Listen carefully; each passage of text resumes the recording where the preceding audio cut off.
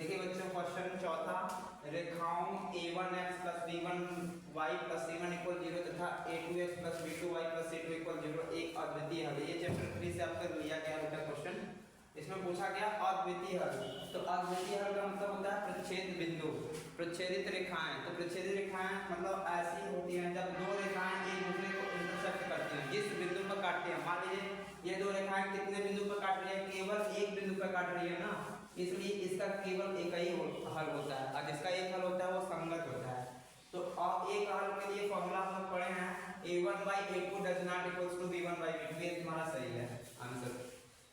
अब देखिए बेटा ये पांचवा क्वेश्चन दिया गया, समीकरण 5x² - 3x + 2 के मूलों का योग होगा। अब पूछा गया मूलों का योग, तो इसको किस तरह से करेंगे, बहुत आसान है। मूलों का योग पूछा गया तो लिखेंगे 5x² - 3x + 2 = 0।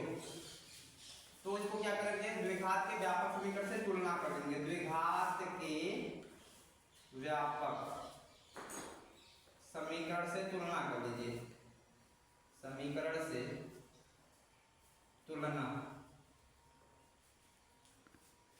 करने पर तो तुलना कर लीजिए बेटा। तुलना क्या करेंगे, 5x² - 3x + 2 = 0, ax² + bx + c = 0। ये b है आपका।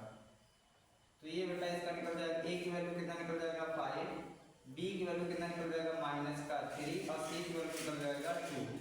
तो हम हमें पूछा गया मूलों का योगफल। तो मूलों का योगफल आप लोग पढ़ेंगे, मूलों का योग होता है अल्फा प्लस बीटा बराबर -b/a।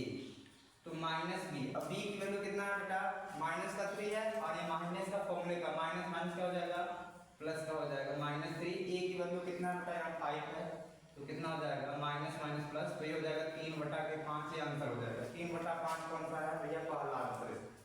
इसमें लिखा गया है यदि छठा क्वेश्चन है, यदि शांत जल में नाव की चाल 8 किलोमीटर प्रति घंटा है तथा धारा की चाल 3 किलोमीटर प्रति घंटा है, तो धारा के विपरीत नाव की चाल पूछा गया। जब भी आप इसमें हमेशा याद रखिएगा, यदि धारा इधर इस तरह से चल रहा है और नाव इधर इस तरह से चल रहा है, नाव बेटा धारा के विपरीत चलता है तो हमेशा माइनस होता है। तो हम क्या करेंगे, 8 में से 3 को घटा देंगे। 8 में से क्या करेंगे, 3 को घटा देंगे। 8 में से 3 जाए कितना बचेगा 5, और ये जो निकलेगा बेटा ये किलोमीटर प्रति घंटा निकलेगा।